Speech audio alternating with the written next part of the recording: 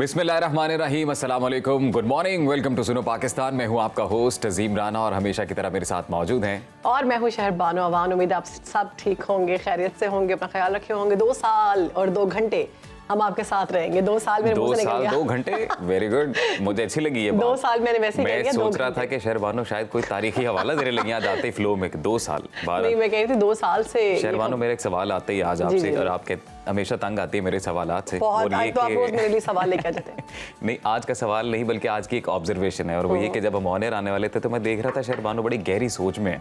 तो मैंने सोचा कि ऑन एयर आके जरा पूछूंगा, वरना ये आए बाएं शाएं मार देंगी। तो क्यों बिल्कुल ऐसे ही मैं ये सोच रही थी कि इलेक्शंस के बारे में हम 2 साल से सोच रहे थे, इलेक्शन हो रहे हैं। इलेक्शन हो गए, हमारे बहुत से मसाइल थे, हमने सोचा वो हल हो जाएंगे क्योंकि अवामी नुमाइंदे जो हमारे ही वोट से सिलेक्ट हुए हैं वो भी आ गए। जब वो एक बार इक़्तिदार में आ जाएंगे तो अवाम का ज़रूर सोचेंगे। इलेक्शन हुए, 6 रोज़ गुजर गए, मगर अभी तक सिचुएशन क्लियर नहीं हो सकी। अच्छा, बात आपकी वैसे दुरुस्त है, मैं सेकंड करता हूँ इस बात को कि मैं भी अभी गुज़िश्ता अगर 6-7 दिनों को हम देखें ना, तो रोज़ाना दफ्तर आते हुए एक चीज़ सोच रहा होता था कि आज जब दफ्तर जाऊंगा ना तो सिचुएशन क्लियर होगी, सारे इत्तेहाद बन चुके होंगे, कोई फाइनल रिजल्ट हमारे सामने होगा, असम्बलीज हमारे सामने होगी, पाकिस्तान का फ्यूचर हमारे सामने होगा। इतना बड़ा मुआशी चैलेंज हमारे सामने है कि खौफ आता है, यकीन जाने सोच के खौफ आता है कि क्या बनेगा आने वाले दिनों में। लेकिन अभी सूरत हाल आपके सामने कि मुल्क में सियासी इस्तेहकाम नहीं आ रहा है। सियासी इस्तेहकाम, मुआशी इस्तेहकाम के लिए बहुत ज़रूरी है। 76 बरस हो गए हैं जी, सूरत हाल वैसी ही है, हम ऐसे ही तमाम तर हम एक कहते हैं दायरे के इर्द गिर्द घूम रहे हैं। हमारी सियासत एक दायरे के इर्द गिर्द घूमती है, एक साइकिल कंप्लीट हो जाता है। इलेक्शन होता है, इलेक्शन का रिजल्ट मुतनाज़ करार दिया जाता है, कुछ जमातों की जानिब से अदालतों में चले जाती हैं, धरने शुरू हो जाते हैं, और फिर जनाब पता ये चलता है कि जी जोड़ तोड़ करके इधर से करके उनको जोड़ के कुछ बैठ जाते हैं आपस में। मैं कल एक आर्टिकल पढ़ रही थी, उसमें लिखा था कि चीन, रूस, अमेरिका, तुर्की और जर्मनी जैसे तरक्की याफ्ता जो ममालिक हैं वहाँ पर सदारती निज़ाम जो है वो राइज है। हम भी तरक्की करके उन जैसा बनना चाहते हैं, मगर हम उनके सदारती निज़ाम को नहीं लाना चाहते, हम उस पर बात भी नहीं करना चाहते। पार्लिमानी निज़ाम पर अगर हम बात करेंगे तो हमें दुश्मन समझा जाता है, हालांकि ये निज़ाम इंसानों के बनाए हुए हैं और ये देखे गए हैं। शहरबानो, उसकी एक स्टोरी है, सदारती निज़ाम वाली एक स्टोरी है, और वो ये है कि बेसिकली पाकिस्तान के जो 3 कॉन्स्टिट्यूशंस रहे इब्तदाई तौर पे, अडॉप्ट तो 73 का इन किया, 62 का जो था वो प्रेसिडेंशियल फॉर्म ऑफ गवर्नमेंट था। लेकिन सीन ये रहा कि जी एक क्लॉज थी मेरे ख्याल से जो कंट्रोवर्शियल आई, अगेन 58(2)(b उसे कहा जाता है, बड़ी कंट्रोवर्शियल इस हवाले से रही कि कुछ जो आमिराना ताकतें हैं उन्होंने सदारती निज़ाम को बिल्कुल इस तरह से अडॉप्ट कर लिया कि लोग डरते हैं शायद उससे। और आपने सही मिसाल दी, BBC का ये आर्टिकल था, मैंने भी उसको पढ़ा, और उसमें इन ममालिक की एग्जाम्पल दी गई जहाँ पे सदारती निज़ाम नाफिज है और इन मामला ज़्यादा बेहतर है। उसकी वजह मैंने फिर बाद में कंपैरिजन करने की कोशिश की कि ऐसा क्यों हुआ, तो कंपैरिजन में ये सामने आया कि पार्लिमानी निज़ाम में ये होता है कि जो जिसको भी आप मतलब सेलेक्ट करते हैं वो आगे से जाकर वर्किंग होती है, वहाँ पर ये टेंशन लगी होती है कि वोट ऑफ कॉन्फिडेंस की वजह से कहीं हम निकाले ना जा सके, और आप अवाम का कम सोचते हैं, आप अपनी सीट्स का ज़्यादा सोचते हैं। लेकिन सदारती निज़ाम में कंपैरेटिवली ये बताया गया है कि आपको ये डर नहीं होता कि मैं 5 साल से पहले निकाला जा सकता हूं। इसका सलूशन अमरीकी आइन में है, और उसे तो मेरे ख्याल से if I am not wrong दुनिया का सबसे ब्रीफ आइन भी अगर कहा जाए तो गलत नहीं है। उसमें जो सेपरेशन ऑफ पावर का कॉन्सेप्ट है ना, वो पढ़ने लायक है, वो बड़ा शानदार है। अगर मुख्तलिफ इदारों में सेपरेशन ऑफ पावर आइनी तौर पर इस तरह से वाजे हो और फिर उस पर इस तरह से अमल दरामद हो रहा हो, तो मेरे ख्याल से presidential form of government is going to be the finest form of government. Pakistan के अभी जो करंट सिचुएशन है उसके एतबार से बात कर रहे हैं, हम इसको इंडोर्स नहीं कर रहे, it's a kind of a debate, पर हम ये बात कर रहे हैं कि जब ये मौजूदा निजाम है उस पर जब सवालात उठ रहे हैं तो फिर एक और अल्टरनेट हमारे पास है, तो क्यों ना उसको हमारे पास एक्सपर्ट्स भी होंगे, उनसे बात करेंगे, उनसे जानेंगे कि आने वाले एपिसोड्स में बिल्कुल निजाम में बेहतर क्या है, क्या हम पार्लियामेंटेरियन वाली साइड पे बेहतर है या प्रेसिडेंशियल। खैर अजीम, मुझे लग रहा है कुछ ज्यादा सीरियस हो गया वो भी मैं ये सवाल करने लगा था कि आप इतनी गहरी सोच में क्यों थी, वो आपने बस एक स्टार्ट किया ज्यादा सीरियस हो गया, बहुत ज्यादा सीरियस हो गया, मेरे ख्याल से आगे बढ़ना चाहिए। मुझे भी वो फिर क्या कहते हैं ना, फ्लो ऑफ इंफॉर्मेशन, वो मामला शुरू हो जाता है, वो कुछ चीज़ें आना शुरू हो जाती है, फिर दिल करता है बंदा इस पे बात करे। बहरहाल जी, तो हम कोशिश ये करेंगे कि आने वाले दिनों में अपने प्रोग्राम का हिस्सा बनाए इस डिबेट को। एक हेल्दी डिबेट है, मुख्तलिफ जो फॉर्म ऑफ गवर्नमेंट दुनिया में एग्जिस्ट करते हैं, ममालिक जो इसे अडॉप्ट कर रहे हैं और जो तरक्की कर रहे हैं, उस पर हम अपने तज्जियाकारों को, अपने जो माहिर मईशत है उनसे भी पूछेंगे, तो फिर देखते हैं कि क्या इसका नतीजा निकलता है। तो अब आगे बढ़ते हैं, और एक इंटरेस्टिंग खबर है जी इन इलेक्शंस को लेकर, और वो ये है कि जी 8 फरवरी को जो इलेक्शंस हुए उनमें 4 सियासी पार्टियों से ताल्लुक रखने वाली 12 खवातीन हैं जी, जो अपने मद्दे मुकाबिल मजबूत मर्द उम्मीदवारों को शिकस्त देकर कौमी असम्बली की रुकन मुंतखब हुई हैं। और इन कामयाब होने वाली 12 खवातीन में से 5 आज़ाद हैं, 4 का ताल्लुक मुस्लिम लीग नून से, 2 का पीपल्स पार्टी से, एक का ताल्लुक शहर बानो MQM से। जी, और एक और अहम खबर है वो ये कि मरियम नवाज समेत 4 खवातीन अनीका भट्टी, आयशा जट और अंबर न्याजी पहली बार कौमी असम्बली का हिस्सा बनी है। इलेक्शन कमीशन के नताइज के मुताबिक पेशावर से शानदाना गुलजार, हाफिजाबाद से अनीका मेहदी भट्टी, विहाड़ी से आयशा नजीर जट, लिया से अंबर मजीद न्याजी और डेरा गाजी खान से जरताज गुल सख्त मुकाबले के बाद कामयाब हुई। 5 खवातीन ने आज़ाद हैसियत में इलेक्शन लड़ा।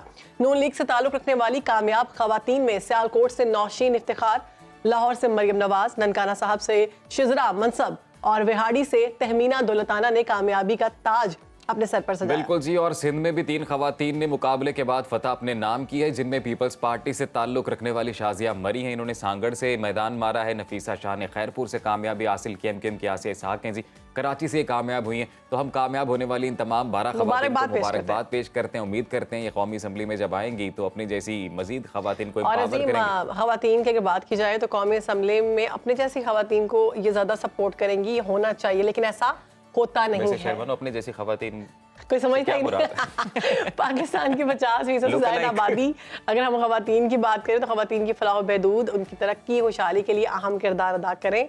ये हम चाहते हैं कि खवातीन आ चुकी हैं और अब एक चीज में बड़ा छा फैसिनेट जाएं। किया कि आपने इतने ज्यादा नाम बड़े शानदार याद किए थे। आपने कैसे याद खवातीन किए थे? है, खवातीन है। तो मेरे ख्याल से वक्त जाया किए बगैर प्रोग्राम में आगे बढ़ते हैं, बात करते हैं हुकूमत साजी की। तो शहर इक़्तिदार में होने वाली बड़ी बैठकों में बड़ी सियासी जमातों ने अपने अपने पत्ते शो कर दिए हैं। मुस्लिम लीग नून ने शहबाज शरीफ को वज़ीर आज़म और मरियम नवाज को वज़ीर आला पंजाब के लिए नामजद कर दिया। उधर पीपल्स पार्टी ने भी 2 दिन की सोच विचार के बाद मास्टर स्ट्रोक खेल लिया है और बिलावल भुट्टो ने ऐलान किया है कि पीपल्स पार्टी नून लीग के वज़ीर आज़म को सपोर्ट करेगी मगर हुकूमत का हिस्सा नहीं बनेगी। उन्होंने आसिफ अली जरदारी के बारे में कहा है कि एक बार फिर सदर के ओहदे पर देखने की ख्वाहिश का इजहार करता हूँ और होना भी चाहिए उनको। मुल्क जिस तरह से डूब रहा है उसकी कश्ती जो है वो आसिफ अली जरदारी संभाल सकते हैं। इसी पर बात करेंगे। सीनियर तज्ज़ियाकार अनीक नाजी साहब मौजूद हैं। वेलकम सर, कैसे हैं आप? जी अल्लाह का शुक्र, आप सुनाइए। नाजी साहब बेहतरीन सर। मौजूदा सूरत हाल पर आपका तज्जिया ऑब्वियसली अभी नवाज शरीफ साहब ने जो अनाउंस किया Shahbaz Sharif as a prime minister, Maryam Nawaz साहिबा एज अ CM पंजाब। जी, इसमें एक तो ये कि थोड़ी देर पहले आप सदारती और पार्लिमानी निज़ामी हुकूमत का, तो मैं इसमें गुजारिश करता हूँ कि जैसा आपने जिक्र, आइन हमारा 56 में बन गया था। हाँ जी बिल्कुल। जिसको बाद में अयूब खान जो आए उन्होंने तोड़ दिया। हाँ जी, जी। 62 का जो आइन था वो कोई लोगों का उससे कोई ताल्लुक नहीं था, वो एक डिक्टेटरशिप का आइन था। जी जी लोगों का तो उससे कोई ताल्लुक नहीं था। बिल्कुल।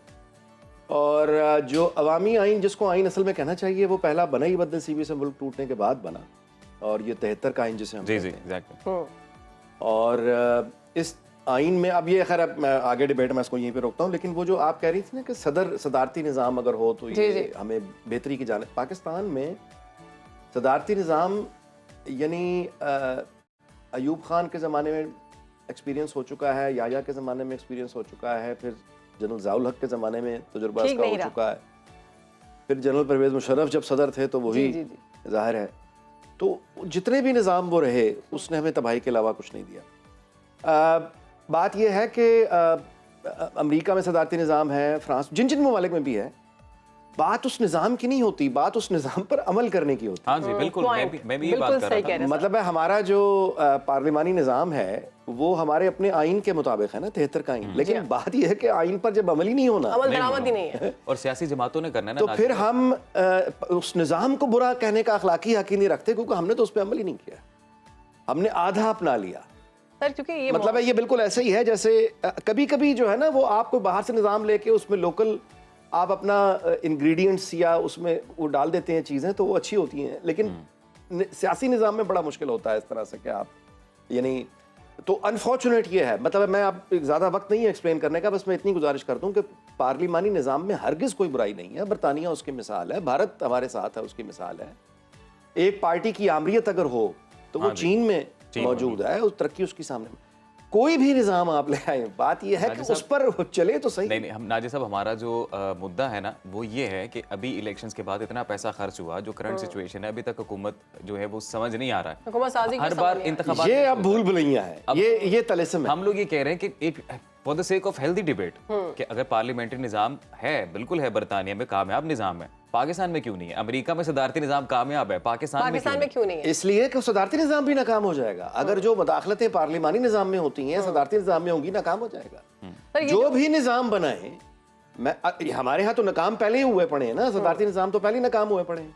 मैं कह रहा हूँ अगर आप एक सिविलियन वो जो इलेक्टोरल वो जो होती है एक्सरसाइज, उससे अगर आप मिसाल के तौर पे कल को आप मतलब नवाज शरीफ इलेक्ट होकर सदर मुंतखब हो जाएं, या वो अपनी पार्टी से शहबाज शरीफ को सदर मुंतखब करवा दें, या पीपल्स पार्टी से को सदर आ जाए अवामी सदर मुंतखब होके, या पीटीआई के अवामी सदर आ जाए मुंतखब होके, चलेंगे वो भी नहीं, क्योंकि बात यह है कि निज़ाम जो भी है उस पर चले तो सही ना। हमारा प्रॉब्लम है बार बार की मदाखलत। नाजिसा, फिर निज़ाम से ज़्यादा तो जो सियासी नुमाइंदगान हैं, इनकी जो मॉरल कैपेसिटी, जो मॉरल ग्रूमिंग है, फिर तो उस पर सवाल है ना कि एक आइन मौजूद है, लॉज मौजूद हैं। अब सेपरेशन ऑफ पावर का कॉन्सेप्ट मैं आपसे गुजारिश करूं, ये भी हमारी थोड़ी सादगी है कि हमारी सोसाइटी ओवरऑल जो आप देख लीजिए हमारे मॉरल्स हैं, तो हमारे नुमाइंदे हमारे ही नुमाइंदे होंगे ना जी। सही सर, वोट तो डाला ना, यानी हमारे वो हमारे नुमाइंदे ही होंगे ना, मतलब हमारे जैसे ही होंगे। सर, ये जैसे हमारी पार्टी की जानिब से भी कहा जाता है, जो हमारी लेकिन पार्टी इस वजह से इस दफा मतलब है, कम से कम ये बात देखिए, एक इलेक्शन जो है वो तमाम तर ऑड्स के बावजूद और तमाम रुकावटों के बावजूद और तमाम, ये मानना पड़ेगा कि पीटीआई वालों ने दे फॉट बैक और उन्होंने कमाल कर दिया, कोई शक नहीं है। उनके पास कोई बयानिया नहीं था, उसके बावजूद उनके पास कोई डेवलपमेंट का काम मेरी इल्म में नहीं है कि वो बता सकें, उनके पास खारजा अमूर में कोई महारत का, कामयाबी का एक भी उनके पास मिसाल नहीं है, ना दाखिली मामलात पे ना खारजी मामलात पे, बगैर किसी कामयाबी के, बगैर किसी परफॉर्मेंस के उस्मान बुज़दार और बुशरा बीबी वगैरह को दिखाकर, उसके बावजूद उनकी जो कनेक्टिविटी यूथ के साथ रही जी, वो एक अमेजिंग बात रही। दूसरी जानिब जो है वो तमाम पार्टीज जिन्होंने बुरा या भला कुछ डिलीवर किया और उनका रिकॉर्ड मौजूद है इंटरनल एक्सटर्नल जी, वो अपनी बात को लोगों तक उस तरह पहुंचा नहीं सके, और उसका हमने बहरहाल एक वो देखा। अब आप आ जाइए ग्राउंड पॉलिटिक्स से one step further, power politics, यानी एक रियलिटी जो वहाँ की रियलिटी है। वहाँ की रियलिटी ये है कि ये जो अगर आप कहिए कि इस इलेक्शन में सबसे क्लियर यानी मैंडेट किसने लिया या सबसे विनर कौन है, असल बात ये है हीरो, तो इसमें विनर एस्टेब्लिशमेंट है। अच्छा, और मैं आपसे गुजारिश करूं कि अजीब, ये देखिए पॉलिटिक्स का एक कमाल होता है कि जिनके खिलाफ वोट लोगों ने दिया गुस्से में और इंडिपेंडेंट्स आ गए, वही एस्टेब्लिशमेंट की सबसे बड़ी ताकत है। यानी उनके खिलाफ दिया हुआ वोट ही दरअसल उनकी ताकत बन गया। सही तो ये लतीफे होते हैं, ये होता है सियासत में। आप इसमें किसी को बुरा या अच्छा नहीं कह सकते, आपने कैसा प्ले किया। अच्छा, अब ये देखिए कि तब्दीली के नाम पर, यानी आप यानी अगर इमरान खान को देखिए, वो भी अपने जो जहां पे खड़े हुए थे जिस मकाम पे, वो हिले नहीं है वहां से। मतलब उस्मान बुज़दार, महमूद खान, और अब आप देखिए वो गंडापुर, अली अमीन गंडा, पख्तूनख्वा में को देने के लिए वजारत, यानी अली अमीन गंडापुर से अगर तब्दीली का नाम अली अमीन गंडापुर है। सर, आप समझते हैं अली अमीन गंडापुर सीएम की सीट पर सूटेबल है? ये वो बात सवाल है जो खुद पीटीआई का सपोर्ट बेस यूथ जो है वो दे यार मतलब है, अब वो मुश्किल में पड़े हुए हैं, क्योंकि ये पसंद नहीं किया जाता। वो अली अमीन गंडापुर को अब उनके कैसे डिफेंड करें, क्या करें, लेकिन उन्हें करना पड़ेगा, क्योंकि वो एक सियासी जमात, वो एक फैन क्लब है। इस तरह का जो पार्टी होती है जिसमें एक हीरो होता है, जिसकी एक तरह से पॉलिटिकल वर्शिप की जाती है, वो फिर देवता तो आपको ये यानी जमहूरी हक तो नहीं देता कि आप उसको राय दें। नाजिसा, मरियम साहिबा देवता ने जो कर दिया अब वो कर दिया। मरियम साहिबा बतौर सीएम पंजाब जी, मरियम नवाज, ये तो मैं 2 साल से जी मेरी आप कहिए कि मैं इस मुकदमे को लड़ रहा हूँ, और 1 साल से बराबर ये कह रहा हूँ कि अगली वज़ीर आला पंजाब मरियम नवाज होगी। आपके प्रोग्राम में भी कहता रहा हूँ, इलेक्शन रहा उससे पहले भी कहता रहा हूँ कि अगली मरियम नवाज सीएम पंजाब मरियम नवाज होंगी, और वही अब जाहिर है कि साबित हो गई बात। उसकी वजह यह है कि देखिए बड़ी सिंपल सी बात है, एक जो मरियम नवाज ने उस दौर में नवाज शरीफ की अदम मौजूदगी में मुल्क में उस पार्टी को जिंदा रखा है। ठीक, अच्छा, अब कोई उस पार्टी का सपोर्टर है, कोई नहीं है, मैं इस बहस में नहीं जा रहा, लेकिन इससे तो कोई इनकार नहीं है ना कि उस पार्टी को जिंदा तो मरियम नवाज नहीं रखा है। बिल्कुल। और ये कि वहां पे जितना भी वोट बैंक है, मैं इस बात में भी नहीं जा रहा कम और ज्यादा, बहस में पड़ता ही नहीं है ना। आप ये कहिए कि जो भी वोट बैंक है बहरहाल उसका है, तो जो वोट बैंक को आप हुकूमत बना रहे हैं ना, वो अब ये वक्त गुजर गया कि किसका वोट कम है किसके। और वालिद की गैर मौजूदगी में उनकी जानिब से बहुत काम किया गया। वो का अब जिसका वोट बैंक है, जिम्मेदारी उसी पर डालनी चाहिए जी, उसी पर जिम्मेदारी नहीं चाहिए, ताकि वो उसकी एक उस यानी रिस्पॉन्सिबिलिटी उसकी है, वो परफॉर्म करके दिखाए। अच्छा, मियां नवाज शरीफ का फैसला बहुत इस लिहाज से अच्छा रहा कि वो एक इंतहाई वीक गवर्नमेंट मतलब है पीपल्स पार्टी उस कैबिनेट में अपने वजीर तक शामिल करने नहीं चाह तैयार रही नहीं है। और मियां नवाज शरीफ उम्र के इस हिस्से में इतनी यानी उसके साथ जाके वज़ीर आज़म भाई साहब बन एक और सवाल के साथ ले गए। और शहबाज शरीफ कौन है भाई दबे? जी, पीएम शहबाज शरीफ क्यों, नवाज शरीफ क्यों नहीं? जाहिर है कि लॉजिकल यही बनता था क्योंकि लास्ट जो हुकूमत रही इसके बारे में दो आरा हैं जो ये हुकूमत रही पीडीएम की। एक उसके बारे में अवामी राय है जो आप और मैं जानते हैं, और एक हुकूमती राय। एक उसके बारे में उन लोगों की राय है people who matter, who run the country, who knows the, मतलब जिनको हकायक पता है। अब जिनको हकायक जिनके इल्म में है वो ये जानते हैं कि शहबाज शरीफ ने वो तमाम फैसले किए जो पीटीआई की गवर्नमेंट के डिजास्टर थे, उनसे मुल्क को बचाने के लिए वो तमाम फैसले उसने लिए जो नापसंदीदा थे और उसकी एक भारी कीमत उसने अदा की।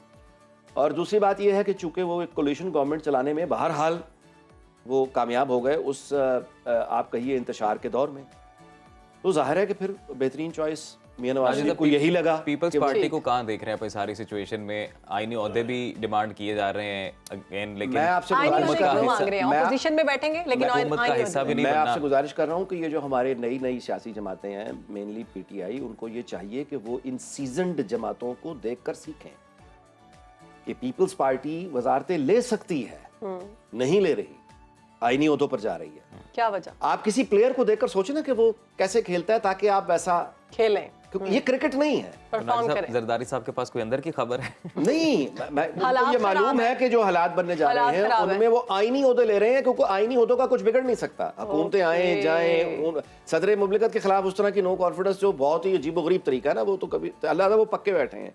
यही बात नवाज शरीफ और मुस्लिम लीग से सीखनी चाहिए कि वहां पे जब उन्होंने देखा कि एक वीक गवर्नमेंट है तो जो उनका लीडर है मेन, उसने वो जाना मुनासिब अपने लिए समझा, उसने छोटे भाई को भेज दिया और पंजाब में एक मजबूत तरीन यानी जो दूसरा अहम तरीन होता है वो उनकी बेटी, ये वरासत मुंतकिल हो गई जिसका इशारा वो मुस्तकिल अपनी इलेक्शन एक सवाल है, अगर अल्फाज थोड़े हार्श ना हो, वो सवाल ये है कि सर पीडीएम का सेटअप हमने देखा, अभी मौजूदा सेटअप भी हम देख रहे हैं, तो Noon league, why Noon league looks like hungry for power, कि तब भी पीपल्स पार्टी के पास एक बार्गेन चिप था कि वो अपना वजीर आजम ले आते, अब भी शहबाज शरीफ को आगे क्यों किया जा रहा है? क्यों बिलावल नहीं? एक पहले हम अपने यानी जहनों से बात क्लियर कर लें। पॉलिटिक्स जो होती है ना, इसका एक ही मकसद होता है, इसकी एक ही मंजिल होती है, वो इक़्तिदार है। सही, ठीक है, ये पॉलिटिक्स है, ये तबलीगी काम तो नहीं है।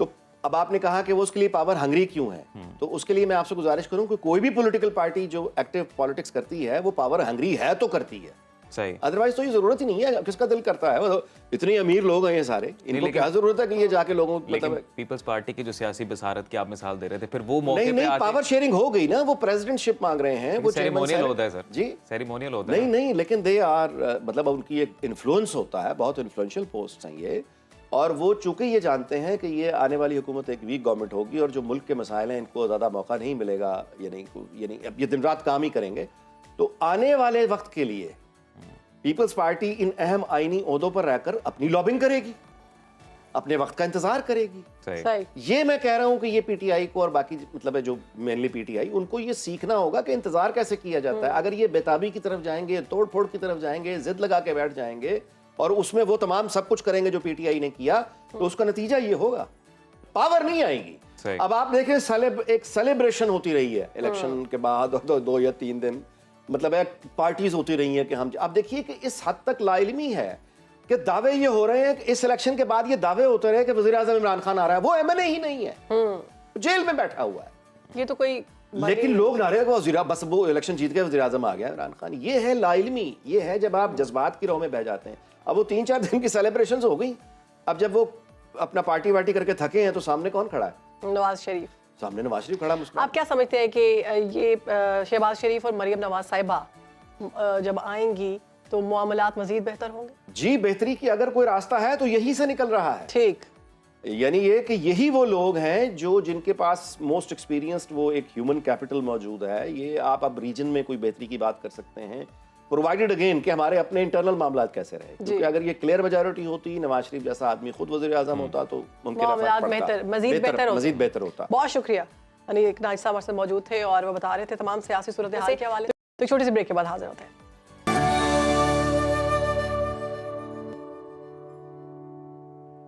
नाजरीन, ब्रेक पर जाने से पहले नज़ीर नाजिर साहब हमारे साथ मौजूद थे और मौजूदा सूरत हाल पर जो पावर शेयरिंग फार्मूला पेश किया गया है दो बड़ी सियासी जमातों को की जानिब से, उस पर बात हम कर रहे थे। इसी गुफ्तगू को आगे बढ़ाते हुए हम बात करते हैं तर्जुमान पीपल्स पार्टी फैसल करीम कुंडी साहब हमारे साथ मौजूद हैं। कुंडी साहब, बहुत शुक्रिया आपके वक्त का। सर, गुफ्तगू आगे बढ़ाने से पहले सबसे पहले तो ये बताइएगा कि आपके हल्के में on the day of polling कैसा रहा निज़ाम? पोलिंग सही तरीके से हुई? आप मुतमिन नताइज से? बिस्मिल्लाहिर्रहमानिर्रहीम। देखें, पाकिस्तान में एक और इलेक्शन हुआ और बहुत से सवाल निशान इस इलेक्शन में भी हुए। हमारे कल और परसों सीसी की मीटिंग हुई, वहाँ पे हमारे कैंडिडेट्स और हमारे सीसी के मेंबरान थे और चारों सूबों से जो रिजर्वेशंस थी इलेक्शन के ऊपर, जो तहफ़्फ़ुज़ात थे, सब ने उनका जिक्र किया। बहुत से तहफ़्फ़ुज़ात इलेक्शन के ऊपर भी थे। एक और ऐसा इलेक्शन जिस पे बहुत से तहफ़्फ़ुज़ात और सवाल निशान उठे हुए हैं। पाकिस्तान पीपल्स पार्टी जो इसके ऊपर एक चीज जो अपने सबूत जमा कर रही है, उसमें हम वाइट पेपर भी इशू करेंगे। हम उसके ऊपर मीडिया से भी डिस्कशन करेंगे और बताएंगे कौम को, इस पूरी दुनिया को, कि किस तरीके से इलेक्शन में किसी धांधली की गई, जिन जिन सीटों पे हमें तहफ़्फ़ुज़ात हैं, वो सब करके इंशाअल्लाह ताला आपके साथ भी शेयर करेंगे। कोई ऐसा इलेक्शन नहीं है जिसपे आप कह सकते हैं बिल्कुल साफ शफाफ है। बहुत से सवाल निशान ये इलेक्शन फिर छोड़ के गया है। ठीक है कुंडी साहब, केपीके के अगर सीएम की बात की जाए तो आप कैसा देख रहे हैं उनको?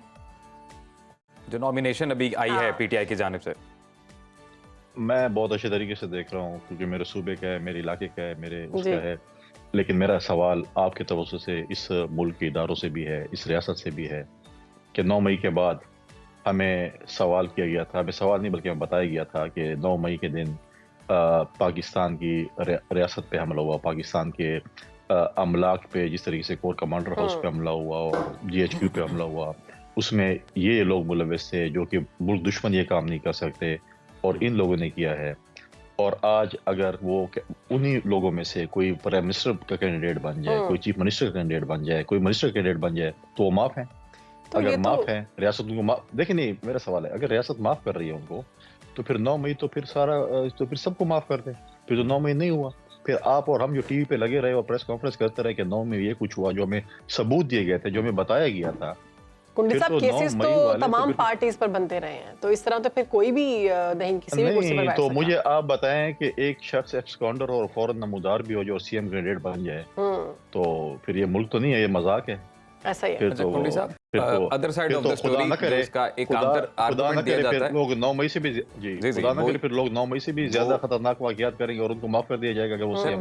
आपकी ये बात दुरुस्त है कि 9 मई जिन लोगों ने किया, जो मुलव्विस हैं, उनको वाकई कटहरे में लेके आना चाहिए और केसेस चल भी रहे हैं, यकीनन कानून पे भरोसा रखना चाहिए, वो अपना रास्ता खुद बनाएगा।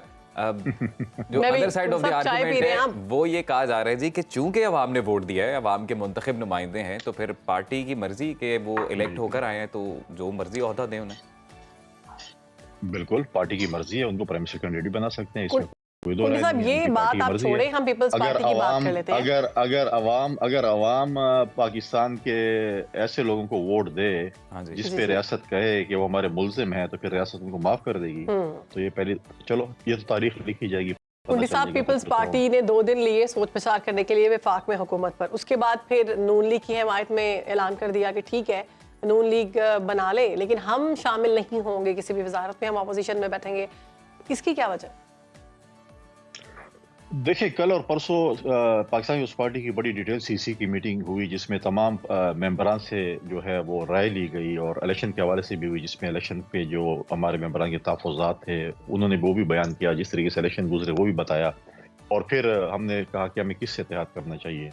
हमारे पास कोई और ऑप्शन नहीं थी। पीटीआई किसी के साथ बात नहीं करना चाहती थी, वो अपने पोलिटिकल पार्टी शायद नहीं समझती। और वो लेकिन बिलावल भुट्टो तो पहले कहते रहे इलेक्शन से कि नून लीग के साथ तो बिल्कुल भी नहीं करेंगे। देखिए, आप मुझे बताएं हमारे पास ऑप्शन क्या थी। अगर आपके शहर में एक डॉक्टर हो और आप बीमार हो तो आप किसके पास जाएंगी?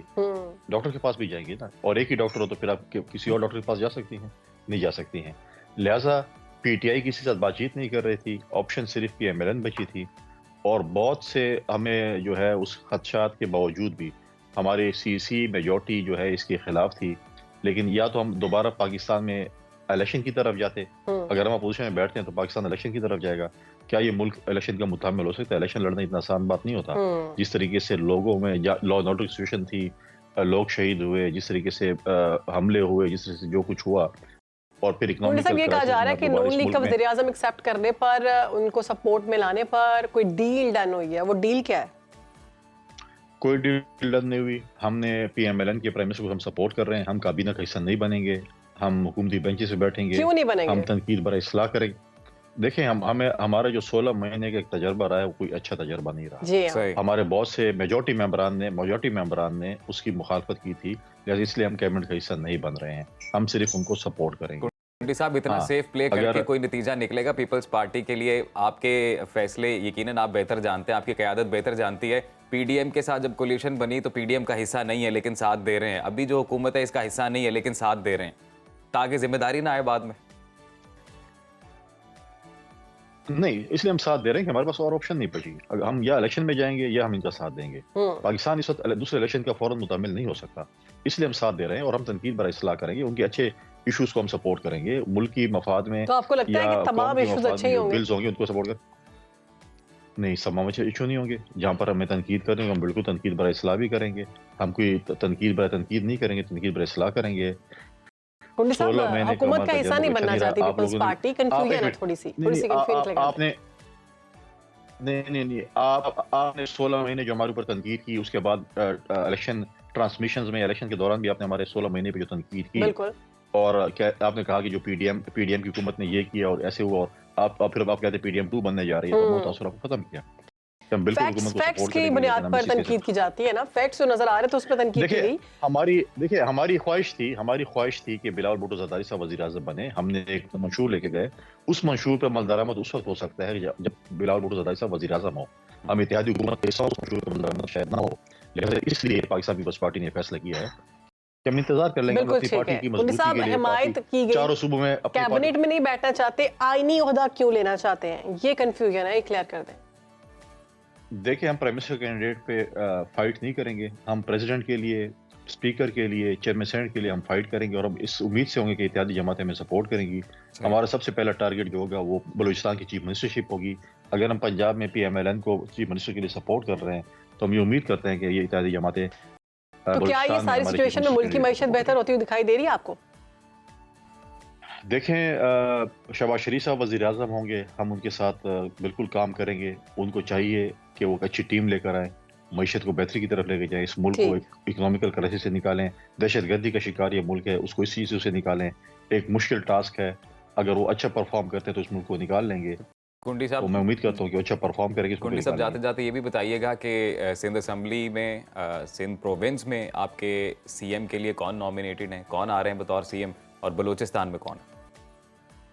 देखें, इस पे मशावरत जारी है और बहुत जल्द पार्टी लीडरशिप और हम बैठकर जो है एक फैसला करने जा रहे हैं। सिंध में जो भी जितने भी MPs हैं सारे हमारे कैंडिडेट ऐसे तो नहीं होता ना कुंडी साहब। और बलूचिस्तान का नाम भी इंशाल्लाह आपके साथ बहुत शेयर कर देंगे। अच्छा, चलिए कुंडी साहब, बहुत शुक्रिया, आपने सुनो पाकिस्तान को वक्त दिया और पीपल्स पार्टी का मौक़िफ़ हमारे सामने रखा, हमारे नाज़रीन के सामने रखा। तो जी, मौजूदा सूरत हाल को अगर देखें तो पीपल्स पार्टी, मुझे तो ऐसा लग रहा है कि थोड़ा सेफ प्ले कर रहे हैं, और देखें अब ये सूरत साइड पर रहकर रहना चाहते हैं ताकि जितना भी मलबा गिरे वो नून लीग पर गिरे। मलबा साहब, लेट्स सी कि ये सिचुएशन अब किस तरह से अनफोल्ड होती है। बहरहाल, लेकिन एक बात अजीम, नून लीग ने भी कुछ सोच समझ के इतना बड़ा फैसला किया होगा और वजारत ली होगी, क्योंकि उनकी जानिब से भी कहा गया था कि बिलावल भुट्टो को वजारत दें। अभी तो वैसे क्लियर कट कोई सिचुएशन उस तरह से क्लियर मतलब अनाउंसमेंट नहीं हो पाई है, दिख तो रही है, एक तस्वीर तो बन गई है, एक पावर शेयरिंग फार्मूला है जो सामने आया। ये तो आने वाले वक्त बताएंगे, आने वाले दिन बताएगा कि जी क्या सूरत हाल है, किस तरह से ये मामला तय होते हैं। तो यहाँ पर ब्रेक शामिल करेंगे जी, ब्रेक के बाद आएंगे, प्रोग्राम आगे बढ़ाएंगे, आप कहीं मत जाइएगा, देखते रहिए सुनो पाकिस्तान।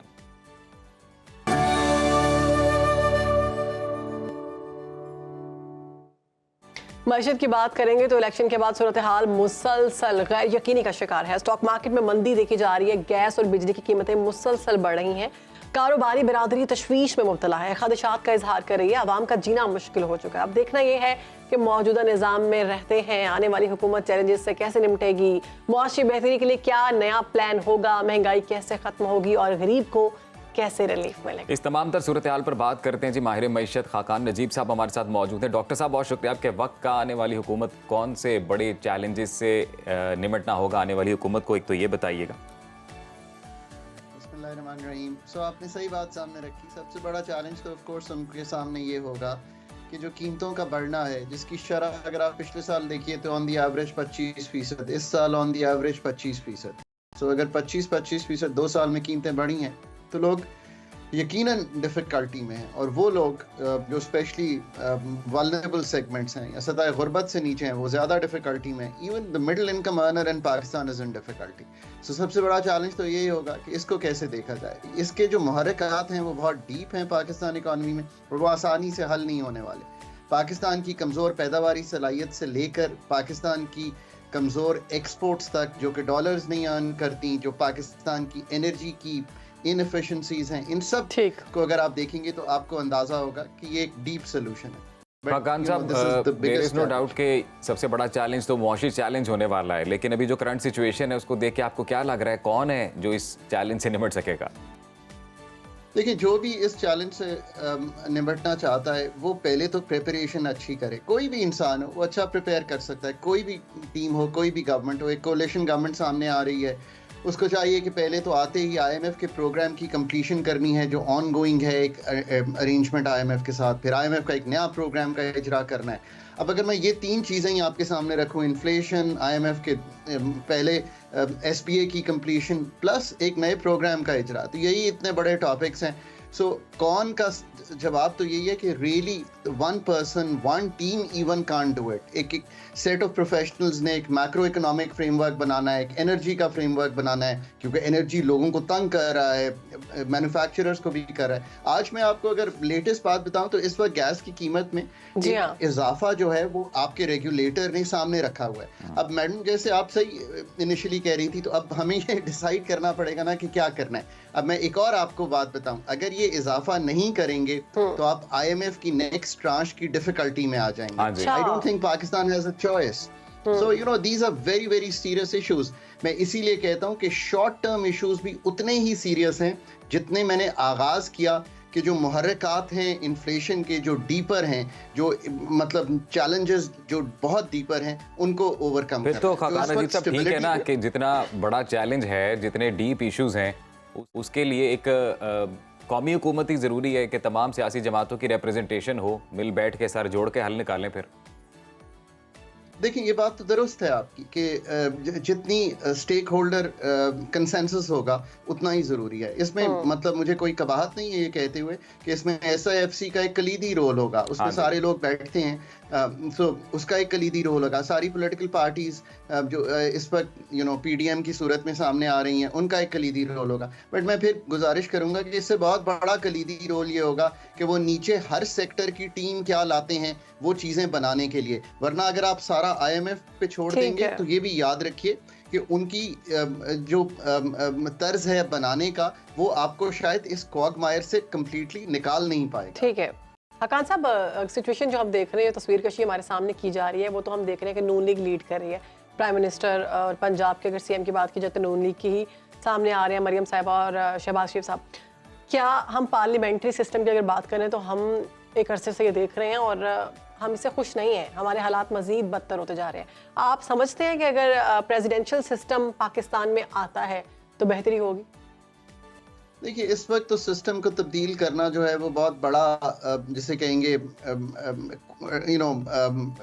खड़ाक करने के बराबर होगा, या डिसरप्शन करने के बराबर होगा। अभी तो जो सिस्टम है, really very sorry for the interruption. ये सवाल इसलिए पूछा गया क्योंकि मुख्तलिफ हुकूमतें अपने दौरे इक़्तिदार में यही सवाल उठाती रही हैं। हमने, आप भी ऐनी शाहिद होंगे, आपने भी यकीनन आपकी नज़रों से भी आर्टिकल्स गुजरे होंगे कि बानी चेयरमैन के दौर में भी एक दफ़ा ये गुफ्तगू छिड़ गई थी, जब वो भी कह रहे थे कि निज़ाम ऐसा है कि इस पे भरोसा उस तरह से नहीं किया जा सकता। तरक्की याफ्ता ममालिक जो हैं, अगर उनकी बात की जाए, हम लोग भी इसी हवाले से ये डिबेट का आगाज़ कर रहे हैं और एक्सपर्ट ओपिनियन ले रहे हैं। आप अपनी गुफ्तगू आगे बढ़ाइए प्लीज़। देखिए, मैं सिर्फ ये कह रहा हूँ कि ऑब्वियसली जो भी चीज़ करनी होती है उसको अच्छा रिफॉर्म जो होता है ना, उसको सिमर इन करना होता है, यानी कि आहिस्ता आहिस्ता उसको ऐसे लाना होता है कि सिस्टम में डिसरप्शन ना हो। इस वक्त जहाँ पे खड़े हुए हैं ये सब चीज़ें डिलीवर करें, फिर आने वाले 6 महीने 12 महीने में आप इन इश्यूज पे NFC पे पहले गुफ्तगू करें कि प्रोविंसेस ने कैसे रोल लेना है। फिर नीचे आप ये देखिए कि नीचे जो डिस्ट्रिक्ट लेवल पे प्रोविंशियल फाइनेंस कमीशन है उन्होंने किस तरह काम हाँ, जैसा पॉइंट ये है कि अगर अमेरिका, तुर्की और जर्मनी की बात की जाए तो वहाँ पर तो यही सिस्टम है प्रेसिडेंशियल। वहां पर मामला दुरुस्त सेट है। क्यों है? दुरुस्त, बिकॉज देखिए कि ऑब्वियसली हमारा आइन अब भी इजाजत देता है, कहाँ Exactly. आइन ने ये रोका है कि जो गवर्नमेंट आएगी वो अपने साथ SAPM और एडवाइजर टेक्निकल नहीं ला सकती। कहाँ ये रोका गया है कि आप एनर्जी मिनिस्ट्री को बेहतर नहीं कर सकते? कहाँ ये कहा गया है कि प्राइवेटाइजेशन कमीशन के हेड को आप दुनिया के बेहतरीन इंसान नहीं ला सकते? देखिए ना, पहले ये काम तो करके देखें। एक सिस्टम में जो उसके मुहर्रिकात हैं उसको हम पूरा नहीं कर रहे, अब हम एक नए सिस्टम पे की गुफ्तगू करें। सो मेरा कहना ये है कि पहले इस सिस्टम की जो कबातें हैं वो दूर करें। बिल्कुल ठीक है। हाकान साहब, मुल्क को चलाने के लिए आइंदा 6 माह में $28 मिलियन की जरूरत है, कैसे पूरा होगा? IMF की अम्ब्रेला के अंडर सिर्फ पूरा होगा, इसके अलावा कोई आपके पास सूरत नहीं है। उसको करने के लिए अगेन फिर वही बात है, 11 PhDs आते हैं IMF की तरफ से पाकिस्तान को डील करने के लिए।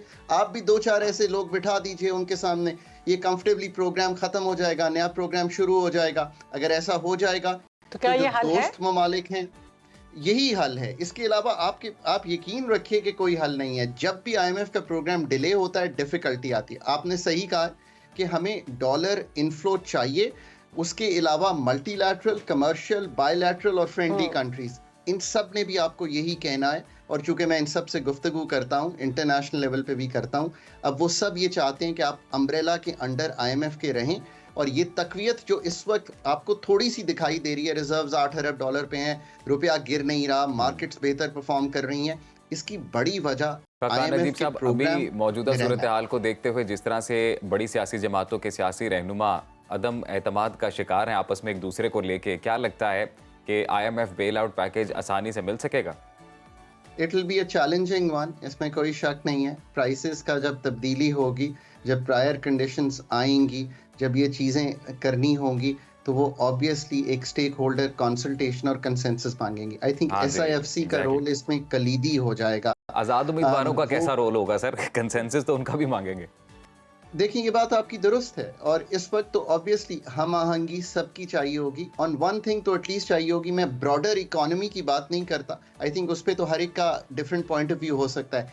Any incoming government, whether it would have been an independent led or a PDM led, would have to go to the IMF or any other government. So इस पे कर लीजिए, उसके बाद आप डिफरेंट चीजों पे जरूर बहस कर सकते हैं। ठीक है जी, बहुत शुक्रिया। हाकान नजीब साहब हमारे साथ मौजूद थे और माहिर मईशत मुल्क की मईशत को बेहतर करने के लिए हमारे पास एक ही हल नजर आ रहा है, और वो ये है कि मुस्तहकम पाकिस्तान होगा तो मामलात बेहतर होंगे। ब्रेक शामिल करते हैं जी, ब्रेक के बाद वापस आते हैं।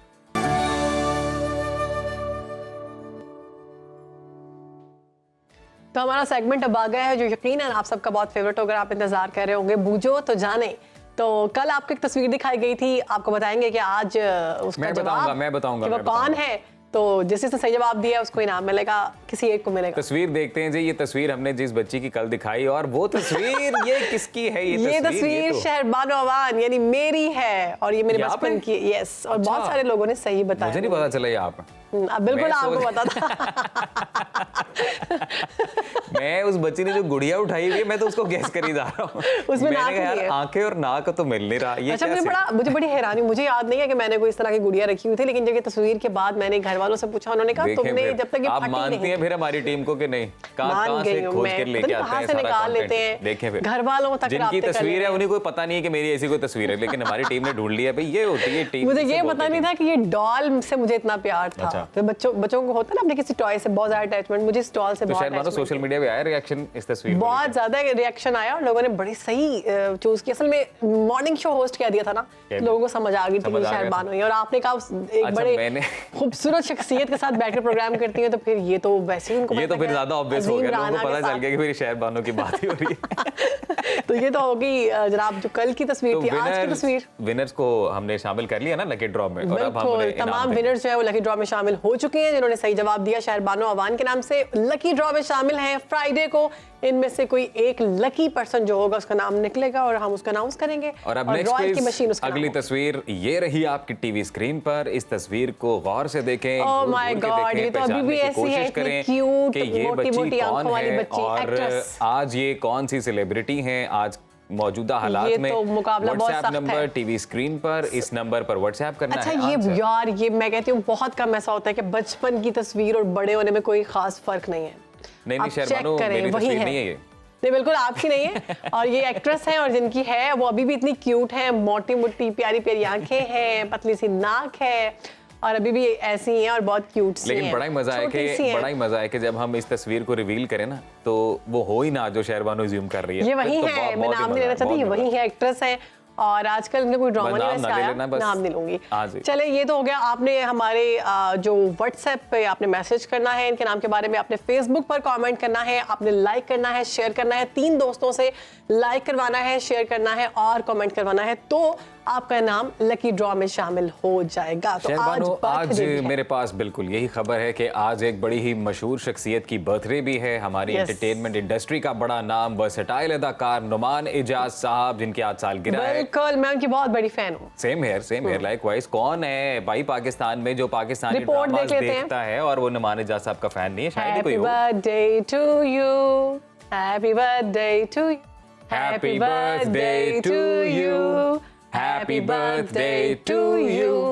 Happy birthday नुमान एजाज साहब। मैं तो साहब ही बोलूंगा birthday to बिकॉज you, जितने वो नुमान खतरनाक एजाज करेक्टर प्ले करते हैं ना, बड़ी बड़ी मूछें रख के, बहुत शानदार अमेजिंग एक्टिंग, मैं अमेजिंग तो बहुत बड़ी एक्टिंग। फैन हूँ और शानदार इनकी कारकर्दगी की अगर बात की जाए तो शानदार इनका करियर का आगाज जो है 1988 में हुआ और उन्होंने अभी तक दर्जनों ड्रामों में, कई फिल्मों में अदाकारी के जौहर दिखाए हैं। उनको प्राइड ऑफ परफॉर्मेंस अवार्ड से भी नवाजा गया है।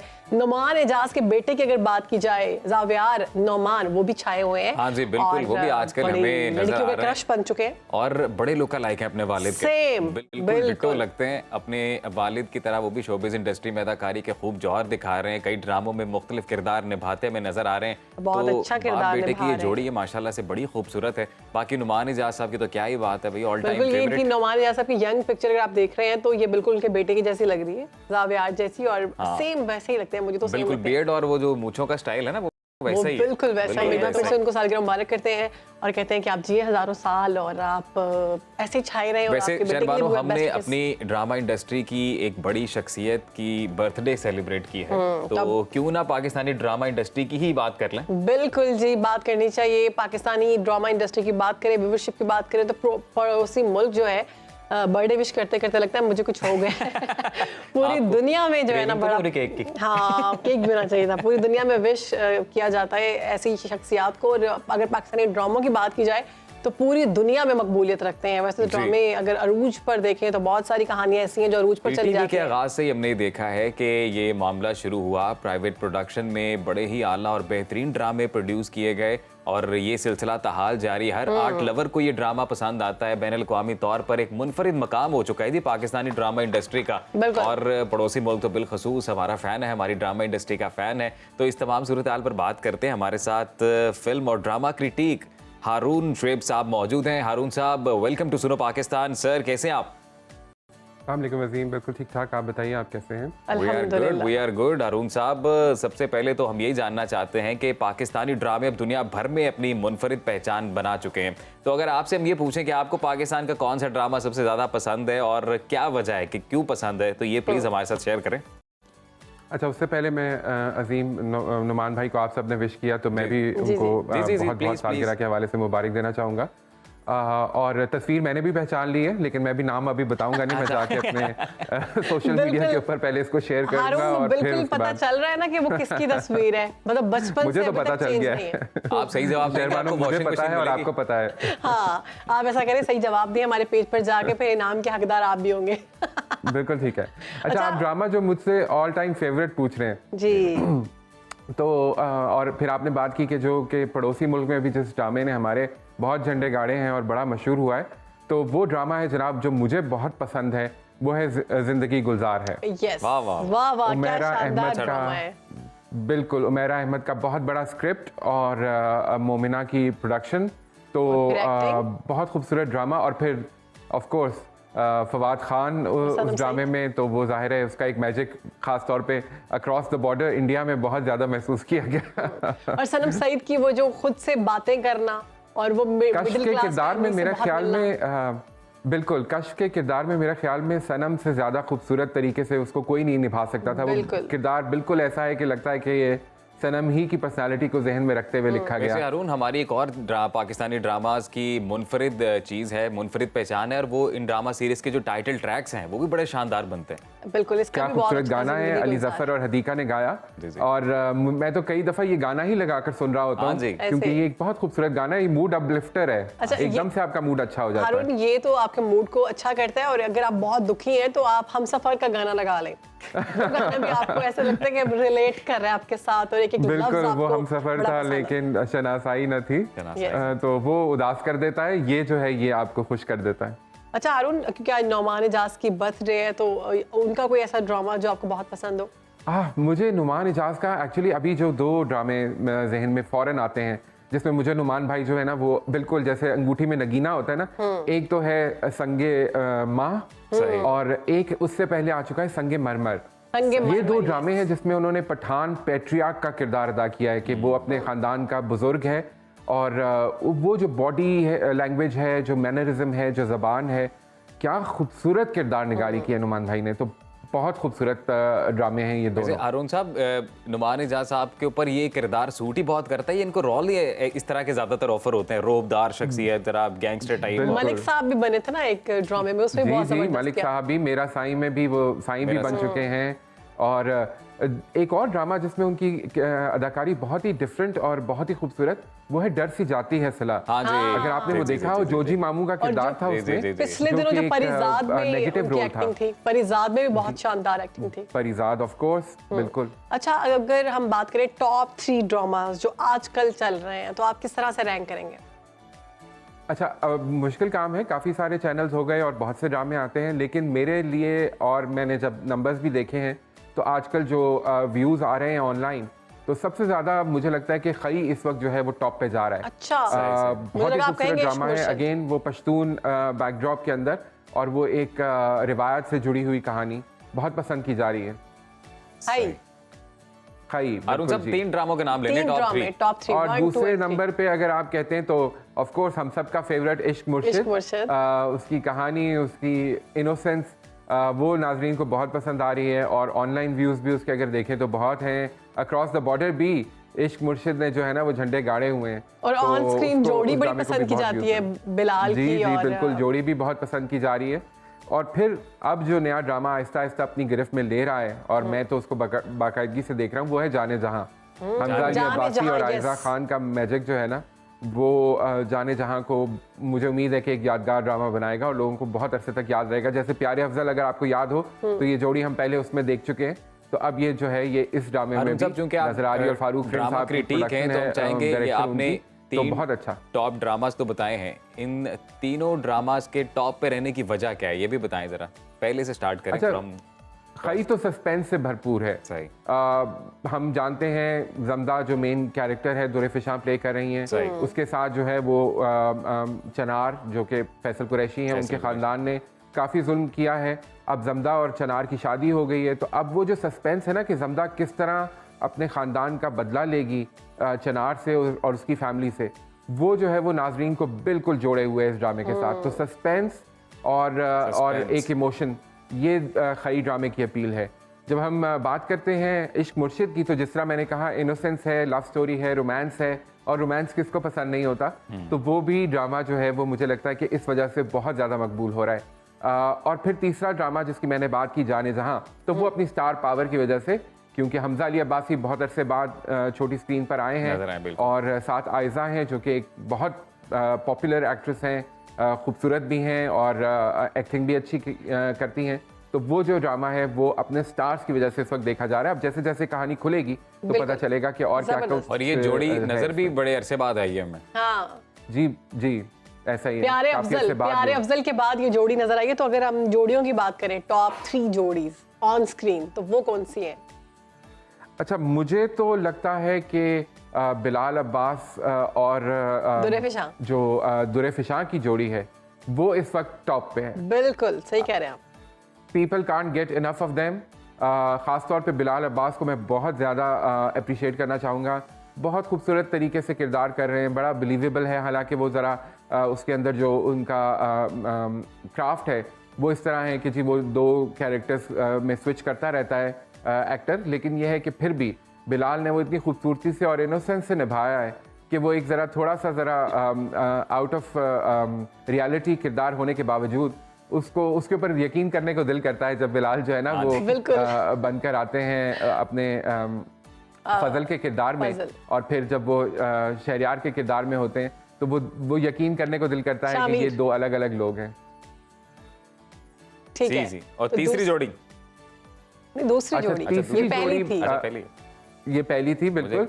और जमदा और चनार जो है जनाब छाए हुए हैं, वो मोहब्बत और नफ़रत के बीच की कहानी खई में जो मैं आपको बता रहा हूँ, उसके अंदर ये दोनों भी, फैसल तो आप जानते ही हैं कि कितने बड़े एक्टर हैं और वो जिस किरदार में जाते हैं उसमें छा जाते हैं।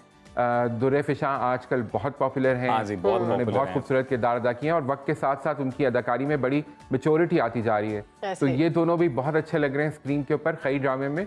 तो ये जोड़ी भी इस वक्त जो है वो नाजरीन काफ़ी पसंद कर रहे हैं। और लास्ट वन, और तीसरी जी जाने जहां, जाने जहां हमजा थोड़ा सा वजन जरा ज्यादा कम कर लिया उन्होंने, तो उनसे कम कर मेरी लिया, मैं भी रिक्वेस्ट ये है कहने वाली थी कि थोड़ा सा जरा वजन बढ़ाएं। बीमार लुक आ रही है, बीमार लग रहे हैं, तो अल्लाह ताला उनको सेहतमंद रखे और वो इसी तरह थोड़े से ज़रा अपने वज़न की तरफ देखें। तो चेहरे पे रौनक रहनी चाहिए, वज़न ज़रूर कम करें लेकिन चेहरे की रौनक जो है वो नहीं जानी चाहिए। तो हमज़ा और आयज़ा भी बहुत अच्छे लग रहे हैं। आयज़ा मुझे लगता है कि उनको जो है वो मुख्तलिफ़ किरदारों में अब देखना चाहिए और उनको अपनी एज अप्रोप्रिएट किरदार अदा करने चाहिए। अच्छा, तो आयज़ा के लिए मेरा तो यही मशवरा होगा कि अपनी एज के हिसाब से, जब हुमायूं सईद के साथ आई थी तो बहुत अच्छी लग रही थी उस किरदार में, जहाँ वो एक माँ भी थी एक बीवी भी थी।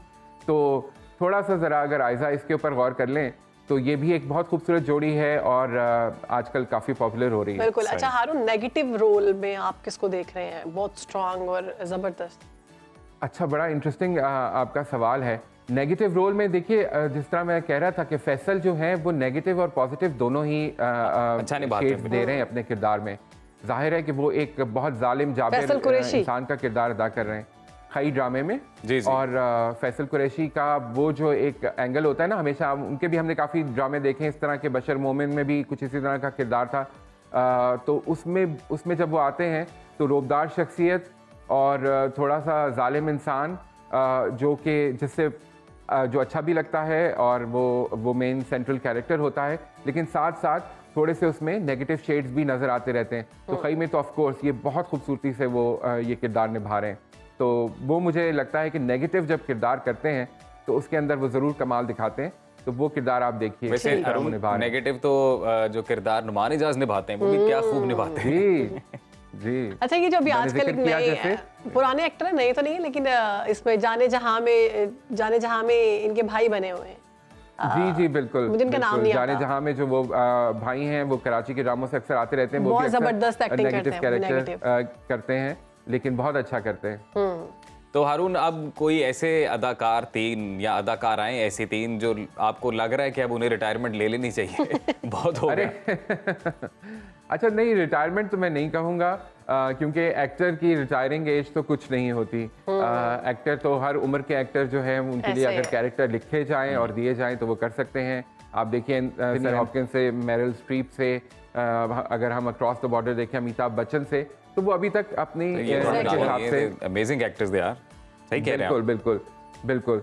तो रिटायरमेंट तो नहीं होती एक्टर की कभी भी, लेकिन एज अप्रोप्रिएट किरदार अदा करने चाहिए। और मेरे ख्याल में हमारे पास मिसालें हैं पाकिस्तान में भी, जो कि एक्टर्स अभी कोशिश कर रहे हैं कि वो थोड़ा सा ज़रा अपनी पोजीशन को संभाल के रखें। और वो उनकी जंग चल रही है 1 सालों के साथ, तो साल गुजरते हैं तो जाहिर इंसान के चेहरे पर कैरेक्टर आ जाता है। हम देख रहे हैं काफी ड्रामा में वालिद का किरदार अदा कर रहे हैं, वो आपको कैसे? नूर ने बहुत अच्छा ट्रांजिशन किया है, फ्रॉम यंग टू ओल्ड। बहुत खूबसूरती से उन्होंने अपने आप को समझते हुए, बड़ा जबरदस्त चेंज समझते हुए। जी। इसमें अगर हम जाने जहां में बात करें तो उनके वालिद थोड़े नेगेटिव भी नजर आते हैं कुछ चीजों में, और मतलब वो किरदार बड़ा डिफरेंट सा है। जबकि जो दूसरा वाला ड्रामा है मुर्शिद, इश्क मुर्शिद, उसमें तो टोटली पॉजिटिव दिखाए गए हैं, रूल्स के पाबंद दिखाए गए हैं। तो दोनों किरदारों में वालिद खई में भी थे। जी, खई में भी। अच्छा, हाँ। तो नूर बहुत काम कर रहे हैं और अच्छा काम कर रहे हैं, कहीं नेगेटिव कहीं पॉजिटिव, और वो हमेशा से अपने कैरेक्टर एक्टर के तौर पे बहुत स्ट्रॉन्ग परफॉर्मेंस देते हैं। तो ये तीनों ड्रामे जो हैं उसमें नूर ने बड़ी अच्छी परफॉर्मेंस दी, मज़ा आया उनको देखकर। मैं अब ये कहूँगा कि अब हमारे कुछ जो मेन स्ट्रीम एक्टर्स हैं जैसे कि हिमायूं हैं या माहिरा हैं, इनको भी ये समझना चाहिए कि अब इनको अपनी एज के हिसाब से किरदार करने होंगे। और अगर वो जिस तरह फैसल ने बड़ा खूबसूरती नहीं, से लेकिन वो transition कैसे किया है। समझे? शाहरुख खान अभी तक एक्टर ही आ रहे हैं, हीरो ही आ रहे हैं, एक्टर हीरो। देखिए फिल्म का एक डिफरेंट मीडियम है, और टेलीविज़न की जब बात करें, अभी जैसे आपने मायरा का भी अभी एक रिसेंटली ड्रामा चला, तो उसमें आपने देखा होगा फिल्म का डिफरेंट मीडियम है और टेलीविज़न का एक डिफरेंट स्क्रीन होती है। तो टेलीविज़न रियलिटी बेस्ड ज़्यादा रहा है, तो बेहतर है कि वहाँ पर जो है वो अपनी एज के हिसाब से किरदार अदा करें अदाकार। अच्छा, एक और ड्रामे में हम नीलम मुनीर को देख रहे हैं, वो भी मतलब काफ़ी अरसे से ड्रामा इंडस्ट्री में है और बड़ी छोटी सी एज की वो दिखाई गई हैं। उनकी एक्टिंग आपको कैसी लगी? दो एक्टर्स हैं जिन मैं बिल्कुल ये मशवरा देना चाहूँगा कि भाईजान आप जो है वो कम काम करें, थोड़ा सा ओवर एक्सपोजर भी है नीलम मुनीर का भी, और दूसरे हैं एहसन खान जी। ये जो है ना, ये किसी ना किसी चैनल पे हर वक्त ही नजर आ रहे नजर आ जाते हैं। तो इन दोनों से मेरी गुजारिश है कि थोड़ा कम काम करें, ब्रेक दे दें और थोड़ा सा जाकर जरा सोचें अपने बारे में कि आप किस तरफ को अपने करियर को लेकर जाना चाहते हैं। खासतौर पे नीलम, मैं नीलम के किरदारों से इसलिए नहीं जुड़ पाता क्योंकि देखिए अब वो एक घर में काम कर रही है, किचन में बाल खुले हैं, फुल मेकअप है, और एक बड़ी आर्टिफिशियल सी लुक नीलम ने बना ली है अपनी। तो उनको चाहिए कि अगर वो अब थोड़ा फिर दोबारा नेचुरल एक्टिंग की तरफ जाएं तो बेहतर होगा, वरना फिर जो है आजकल के ख़ास तौर पे रियलिटी बेस्ड ड्रामे जहां हम देख रहे हैं, जहां हमें दुर्रे फिशान जैसी स्ट्रॉन्ग एक्ट्रेस नज़र आती है जो जब रोती है या पिटती है या घर का काम कर रही है तो वो बिल्कुल रिलेटेबल लगती है। तो वहाँ पर शायद ये जो आर्टिफिशियल लुक है ये अब चलेगी नहीं, ये स्टार प्लस के ज़माने थे। बहुत शुक्रिया हारून शुएब, आपने सुनो पाकिस्तान को वक्त दिया और ओवरऑल पाकिस्तानी ड्रामा इंडस्ट्री के बारे में जो आपकी एक गहरी सोच है, जो आपका नज़रिया है वो पेश किया। और आई एम श्योर कि हमारे व्यूवर्स भी इसी चीज़ से मुत्तफिक हैं। यही वो टॉप ड्रामाज हैं जो आजकल देखे भी जा रहे हैं और यही वो टॉप जोड़ीज हैं जिसको पसंद किया जा रहा है। तो वक्त कम है, मुकाबला सख्त है, कोशिशें की थी कि जितना हो सके कवर करें। तो हारून बहुत शुक्रिया, आपने हमें वक्त दिया। नेक्स्ट सेगमेंट में हम इंशाल्लाह जब भी मुलाकात होती है ये बात करेंगे कि ये आखिर किस एक्टर को अब ले लेनी चाहिए। तो एक छोटी सी ब्रेक, उसके बाद हाजिर होते हैं।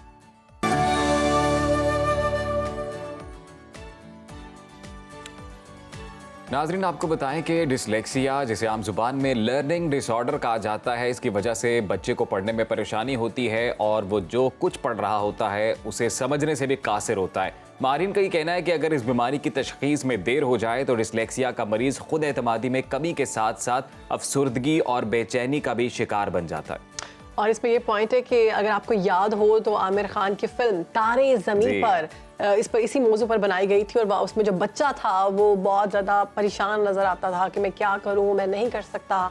और वो सारी जो फिल्म थी वो इसी तमाम सिचुएशन पर इसीलिए हमने इस अहम टॉपिक पर बात करने के लिए दावत दी है। क्लिनिकल साइकोलॉजिस्ट आयशा तारिक साहिबा हमारे साथ मौजूद हैं। वेलकम टू सुनो पाकिस्तान। आयशा साहिबा, कैसी हैं आप? अस्सलाम वालेकुम, thank you so much for having me. अल्लाह का शुक्र, मैं बिल्कुल ठीक हूँ। आप कैसे हैं? अल्हम्दुलिल्लाह, हम भी ठीक हैं। आयशा, सबसे पहले ये बताइएगा हमारे नाजरीन को कि लर्निंग डिसऑर्डर होता क्या है और किस तरह से इसकी अलामात क्या हैं, हम किस तरह से महसूस कर सकते हैं कि हमारे बच्चे इसका शिकार हो रहे हैं। लर्निंग डिसऑर्डर जो है एक न्यूरो डेवलपमेंटल बीमारी है, न्यूरो डेवलपमेंटल डिसऑर्डर है। न्यूरो डेवलपमेंटल डिसऑर्डर्स वो डिसऑर्डर्स होते हैं जो पैदाइश से बच्चे के साथ होते हैं और पूरी ज़िंदगी साथ रहते हैं। अच्छा। इन डिसऑर्डर्स में जो है बच्चे की दिमाग की जो शेप होती है, जो फॉर्म होती है, वो थोड़ी सी मुख्तलिफ होती है बाकी लोगों से, जिसकी वजह से कुछ स्पेसिफ़िक चीज़ें हैं, एरियाज़ हैं जिनमें उनको प्रॉब्लम्स फेस आती हैं। ज़हीन होने के बावजूद भी इन बच्चों को पढ़ाई लिखाई के स्पेसिफिक एरियाज़ में प्रॉब्लम्स होती हैं। तो 3 लर्निंग डिसेबिलिटीज़ हैं जो कि बहुत ही कॉमन है। नंबर 1 डिसलेक्सिया, जैसे आपने बात की, इसमें जो है दिमाग के जो स्पीच एंड लैंग्वेज सेंटर्स होते हैं वो इम्पेयर हुए होते हैं, जिसकी वजह से बच्चे को वर्ड्स पढ़ने में, वर्ड्स सीखने में मुश्किल होती है। उसके अलावा वी हैव डिस्कैलकुलिया, जहाँ पे बच्चों को सिर्फ और सिर्फ स्पेसिफिकली मैथमेटिकल एबिलिटी में जो है प्रॉब्लम होती है। एंड नंबर 3 इज़ डिस्ग्राफिया, जिन बच्चों को डिस्ग्राफिया होता है उनको रिटन स्किल्स में प्रॉब्लम होती है। तो फाइन मोटर स्किल्स, जितनी भी चीज़ें हम अपने हाथ से करते हैं उसमें प्रॉब्लम होती है, जैसे लिखना, बटन्स बंद करना, लेसेस बंद करना, इस तरह की चीज़ें। तो आयशा साहिबा, ये जो डिसेबिलिटी है, हम इसे डिसेबिलिटी कहेंगे ना, तो ये कोई कंडीशन है? जी। अच्छा, ये बताइएगा कि ये जेनेटिक्स में है या फिर लेटर ऑन भी कोई बच्चा खुदा न खास्ता इसका शिकार हो जाता है? नॉट एग्जैक्टली जेनेटिक्स, इवन तो जेनेटिक कंपोनेंट है, लेकिन अभी हम लोगों को एग्जैक्ट रीज़न नहीं पता चला कि क्यों जो है इस तरह की डिसेबिलिटीज़ होती हैं। ऑल वी नो इसके बाय बर्थ होती हैं और पूरी ज़िंदगी साथ रहती हैं। ये वो डिसेबिलिटीज़ नहीं है जो कि आउट ऑफ द ब्लू एक दिन जो है किसी एडल्ट को हो जाएगी या किसी बच्चे को हो जाएगी। इसके साइंस एंड सिम्टम्स जो हैं हम लोगों को बचपन से ही नज़र आने लग जाते होते हैं। क्योंकि आयशा आप क्योंकि क्लिनिकल साइकोलॉजिस्ट हैं, तो डिसलेक्सिया का कोई इलाज है अगर पता लग जाए कि आपका बच्चा जो है वो इस बीमारी में मुब्तला हो चुका हुआ है? अब जितने भी लर्निंग डिसेबिलिटीज़ हैं, इलाज ऐसे क्योर नहीं होता, क्योंकि बच्चे के जो दिमाग की जो शेप होती है, कंडीशन होती है, वो डिफरेंट होती है। बच्चे का सोचने का नज़रिया डिफरेंट होता है। इसमें कमी पेशी जो है वो सिर्फ और सिर्फ पढ़ाई के लिहाज से होती है, जहानत के लिहाज से नहीं होती। Children with learning disabilities are just as intelligent as other children, even more so in specific areas. हम लोग अगर इलाज की बात करते हैं तो वो मैनेजमेंट के ऊपर आ जाता है। इन बच्चों के साथ अगर इनके हिसाब से काम किया जाए, इनको इनके हिसाब से पढ़ाया जाए, इनकी स्पीड पे लेकर जाया जाए, तो काफ़ी हद तक ये कंडीशंस मैनेजेबल हैं और बच्चे की हेल्प हो सकती है। अच्छा, इसमें लैंग्वेज में भी इशू आ सकता है? मतलब बच्चा बात करते हुए भी हकला सकता है, बात पूरी नहीं कर सकता, अपनी बात को पहुंचा नहीं सकता, ये वाली सिम्टम्स भी होते हैं इसमें? सो डिसलेक्सिया की अगर हम बात करें, क्योंकि speech and language centres empire हुए होते हैं, तो जिन बच्चों को थोड़ा सा सिवियर होता है उनके मार्कर जो है हम लोगों को अर्ली चाइल्डहुड से नज़र आने लग जाते होते हैं। जिन बच्चों को डिसलेक्सिया होता है वो स्पीच पिक करने में थोड़ा सा डिले आता है, उनमें उनको बात समझने में थोड़ा सा डिले आता है, फोनिक्स में उनको प्रॉब्लम हो रहा होता है, जैसे किस वर्ड को किस तरह प्रोनाउंस करना है उसको समझने में भी और उसको फिर प्रोनाउंस करने में भी उनको डिफ़िकल्टी हो रही होती है। तो काफ़ी चीज़ें हैं जो हम लोगों को शुरू से नज़र आने लग जाती हैं। ठीक है आयशा साहिबा, अब ये भी बताएं इसका सोल्यूशन क्या है? वो पेरेंट्स जो देख रहे हैं इस प्रोग्राम को और उनकी फैमिली में अगर ऐसा कुछ है मसला, तो उसको कैसे ओवरकम किया जा सकता है और उस बच्चे को अपने तौर पे क्या करना चाहिए? सबसे पहले फॉर पेरेंट्स, ना उम्मीद नहीं होना आप लोगों ने। लर्निंग डिसेबिलिटीज़ कोई ऐसी चीज़ नहीं है जो कि बहुत बड़ा प्रॉब्लम क्रिएट करती होती है। Of course in our society जहाँ पे बहुत ज़्यादा फोकस होता है इन हाई अचीविंग करियर्स, उन पे फोकस दिया जाता है, उनमें प्रॉब्लम क्रिएट कर सकता है। लेकिन अगर हम स्पेसिफिकली डिसलेक्सिया की बात करें, जो ब्रेन की वायरिंग लैंग्वेज सेंटर्स को इम्पेयर करती है, उसी वायरिंग की वजह से जिन बच्चों को डिसलेक्सिया होता है उनकी जो आर्टिस्टिक एबिलिटी होती है वो बहुत ज़्यादा इन्हांस हो चुकी होती है। अपने बच्चे को उसकी स्ट्रेंथ्स के हिसाब से लेकर चलना है। Most of the innovators that we see in the world, even top CEOs, Apple के सीईओ को ले लें, actors, artists, they have dyslexia. तो इट्स नॉट समथिंग के जो के बच्चे को बहुत ज़्यादा प्रॉब्लम क्रिएट करेगा। आपने बच्चे को अगर उसके एबिलिटी के हिसाब से लेकर चलेंगे तो काफ़ी हेल्पफुल रहेगा। बिल्कुल, आपने अपने इंट्रो में भी बताया कि आमिर खान की एक मूवी थी तारे ज़मीं पर, उसमें भी बच्चा इसी तरह का दिखाया गया था, इसी बीमारी में वो मुब्तला था और वो आर्ट में बहुत आगे था।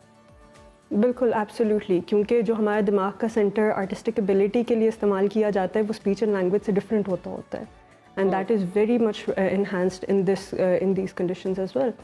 तो सबसे पहला स्टेप होता है अर्ली मैनेजमेंट एंड डायग्नोसिस।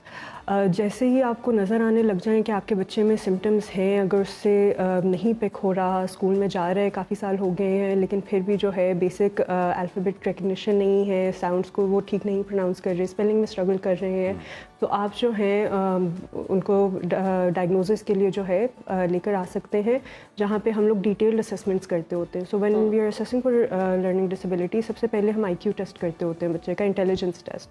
अगर इंटेलिजेंस टेस्ट में बच्चे के एवरेज स्कोर्स आते हैं, अच्छे स्कोर्स आते हैं, और लेकिन फिर भी पढ़ाई में प्रॉब्लम हो रही होती है, दैट्स व्हेन वी नो कि हम लोगों ने लर्निंग डिसेबिलिटी का टेस्ट भी करना है।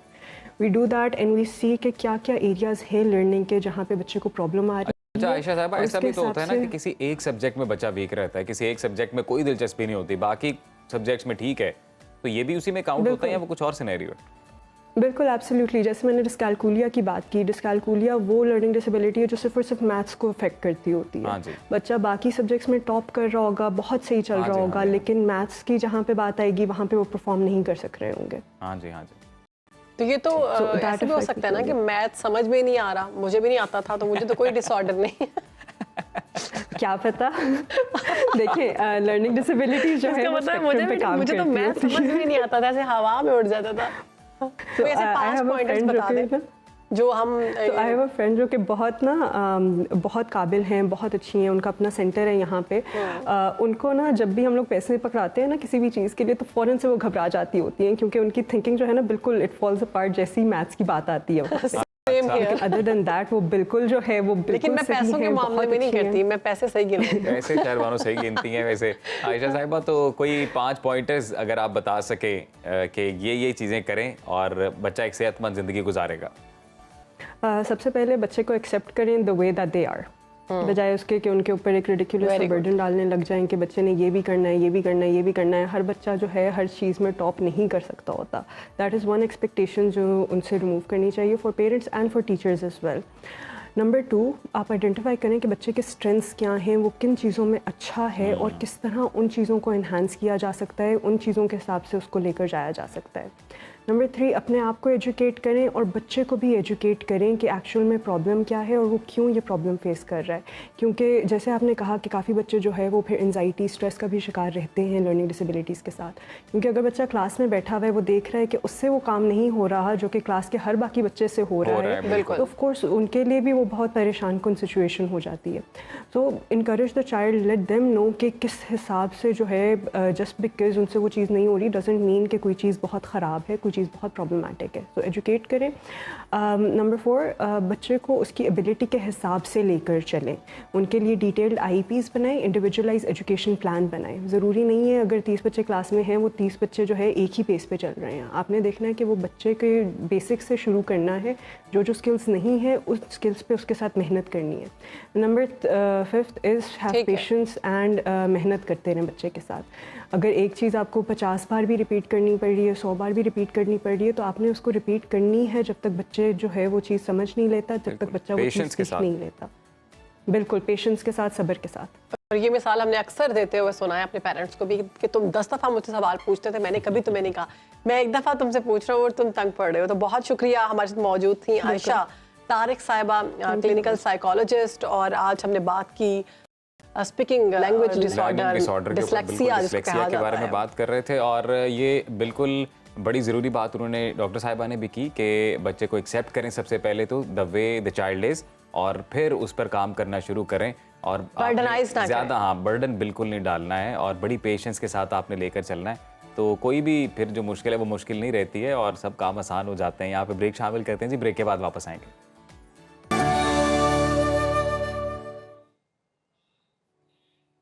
तो जनाब, सोशल मीडिया पर एक आवाज़ छाई है और अगर आप उसको वीडियो के बगैर देखेंगे तो ऐसा ही लगेगा कि हमसाया मुल्क के कोई सिंगर हैं, अरिजीत सिंह, वो गा रहे हैं। और कहते हैं कला की कोई सरहद नहीं होती।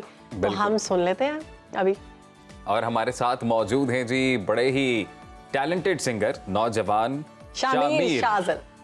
शामिर, वेलकम टू सुनो पाकिस्तान। कैसे आप? अल्हम्दुलिल्लाह, thank you so much for.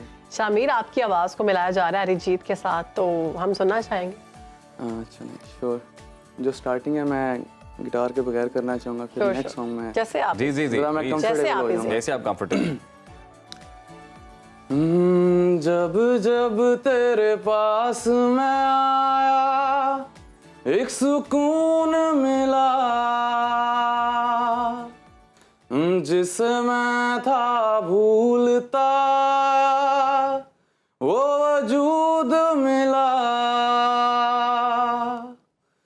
जब आए मौसम गम के तुझे याद किया, जब सहमे तन्हापन से तुझे याद किया। दिल संभल जा जरा, फिर मोहब्बत करने चला है तू। दिल यहीं रुक जा जरा, मोहब्बत करने चला है तू। वाह, क्या बात है, इसमें कोई शक नहीं, बहुत खूबसूरत आवाज। पता नहीं, लेकिन मुझे आवाज बहुत अच्छी लगी आपकी। आपकी अपनी पहचान है एक, शामिर शाज़िल, जबरदस्त। अब हम चाहेंगे कि आप गिटार के साथ हमें कुछ गाकर सुनाएं। क्या सुना रहे हैं वैसे आप? जब आपकी आवाज़ को मिलाया जाता है अरिजीत के साथ तो कैसा महसूस करते हैं? अच्छा लगता है, कॉम्प्लीमेंट भी लगता है। मज़ीद है ना आगे बढ़ चढ़ के यानी गाने की फिर ख्वाहिश पैदा होती है। तो ये कॉम्प्लीमेंट पहले किसी ने दिया या खुद ये रियलाइज हुआ कि मेरी आवाज़ मिलती है किसी से? नहीं, मुझे लोग ही या इसके कहते बाद हैं। गाना शुरू किया ज़्यादा? नहीं, ज़्यादा मुझे लोगों ने अप्रिशिएट किया तो तब मैंने स्टार्ट किया। मेरी मैम ने मुझे अप्रिशिएट किया क्लास में, तो मुझे कहती हैं सुनाएं कुछ। तो फिर जब लोगों के सामने मैं गाता था तो फिर लोग कहते थे यार तुम जिस सिंगर के गाते हो तुम्हारे अंदर उसका इंप्रेशन आता है। पता नहीं ऐसा लोग ही कहते हैं। मतलब हर सिंगर को अडॉप्ट कर लेते हैं, आप में ये टैलेंट है। यानी आप किसी की भी आवाज़ में गा सकते हैं? लाइक मैं ट्राई करता हूँ, जैसे कि वो जुबिन नौटियाल हैं एक बड़े फेमस हैं इंडिया के सिंगर, तो वो अगर जैसे गाते वो उनका गाना एक दिल का दरिया बहना गया, बहुत पसंद है तो वो अगर है ना वो अगर ऐसे और गाते लोग उसको भी अरिजीत का समझते रहे, बाद में पता चला कि वो अरिजीत। वो अरिजीत का एक अपना है। मैं इसमें ना कोशिश करूंगा थोड़ा सा, अगर अरिजीत गाएगा वो कैसे गाएगा और जुबिन नौटियाल वो कैसे गाएंगे। दिल का दरिया बह ही गया, राहों में यूं जो तू मिल गया, मुश्किल से मैं संभला था, टूट गया हूँ फिर एक दफा, बात बिगड़ी वाह है इस कदर, दिल है टूटा टूटे हैं हम, तेरे बिन अब न लेंगे एक विदम, ओ तुझे कितना चाहे और हम। फिर आगे अरिजीत सिंह क्या स्टार्ट बात करता है। फिर अरिजीत का थोड़ा टोन हाई है तो वो इस तरह करता है, इस जगह आ गई चाहते अब मेरी, छीन लूंगा तुम्हें सारी दुनिया से ही, तेरे इश्क पे हाँ हक मेरा ही तो है, कह दिया है ये मैंने मेरे रब से भी, जिस रास्ते तू ना मिले उस पे ना हो मेरे कदम, तेरे बिन अब न लेंगे एक विदम, हो तुझे कितना चाहने लगे हम। क्या वेरी गुड शामिर, बड़े टैलेंटेड हो यार आप। उसकी आवाज में उसी सुर में कैसे गा सिंगर्स की आप टोन अडॉप्ट कर लेते हैं, ये बड़ा टैलेंट है। अच्छा, एक छोटा सा मेरा भी है कि मैं ना अदनान समी की वॉइस थोड़ी सी, अदनान समी हमारे पाकिस्तान। जी जी जरूर जरूर। अच्छा, अगर गलती हो जाए तो माफी पहले। नहीं प्लीज कंटिन्यू। बिल्कुल, आप तो भी सीख रहे हैं।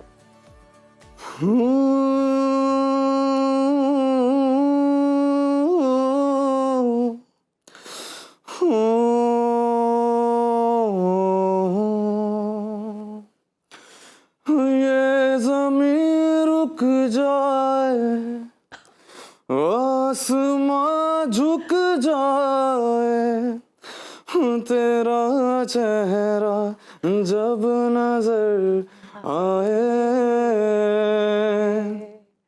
हो तेरा चेहरा जब नजर आए। क्या बात है, बड़ा खूबसूरत गाना है ये तो बहुत मेरे अच्छा ख्याल गाया से है नाम साहब ने आपके भी। पास ये टैलेंट है कि आप किसी भी सिंगर की ना आवाज में गा ये तो बड़ा सकते हैं और जबरदस्त सुर टैलेंट में है। गा सकते हैं। और वैसे हमारे इस प्लेटफॉर्म का मकसद भी यही है कि हम लोग पाकिस्तान में जो टैलेंट मौजूद है उनको ढूंढ कर लेके आते हैं और सुनो पाकिस्तान के तवस्सुत से इस प्रोग्राम के जरिए टीवी से स्क्रीन्स उसको पर नंबर चल रहा है, बिल्कुल प्रेजेंट करते हैं आप सबके सामने। तो ये नंबर हमारा व्हाट्सएप नंबर है जी, टेलीविजन स्क्रीन पर आप देख सकते हैं। तो आप में भी अगर ऐसा कोई यूनिक टैलेंट है तो आप इस नंबर पर अपनी वीडियो शामिर भेजें। शैज़ल जो है वो भी इसी वजह से आए हैं आज हमारे साथ। तो ये फर्स्ट टाइम टीवी स्क्रीन पर अपीयर हुए हैं, इतना ज़बरदस्त टैलेंट। क्योंकि सुनो पाकिस्तान ने ये कोशिश की है कि पाकिस्तान के टैलेंट को आपके सामने लाया जाए, पाकिस्तान के टैलेंट को एक प्लेटफॉर्म दिया जाए। थैंक यू, आपने इतनी तारीफ की मेरी मैं शुक्रगुजार मैं हूं। शामिर की अच्छा, तारीफ उनकी तारीफ करें। शामिर को पाकिस्तानी फेवरेट गाना आप गाकर सुनाएं। पाकिस्तानी फेवरेट वो तो मेरा आतिफ असलम का ही फेवरेट है, आदत गाना। हो क्या जाए बात है, हो जाए तो आदत सी है मुझको ऐसे जीने में। हाँ वही। ये तो हम आपके साथ गाएंगे, थोड़ा सा खराब करेंगे आपका गाना, चले। हाँ, लेकिन हमें भी अच्छा लगता नहीं है। आप मेरे से अच्छा गाएंगे। अच्छा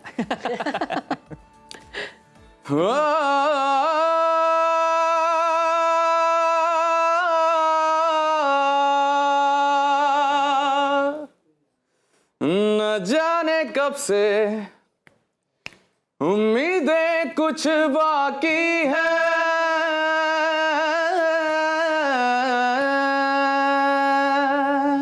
वाह वाह वाह। वाह, मुझे फिर भी तेरी याद क्यों आती है, न जाने कब से दूर जितना भी तुम मुझसे, पास तेरे मैं, वो अब तो आदत सी है मुझको ऐसे जीने में, यादें गहरी हैं इतनी दिल डूब जाए, और आंखों में ये गम नम बन जाए, हे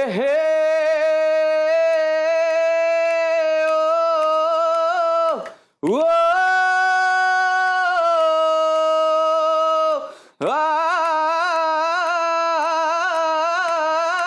ओ,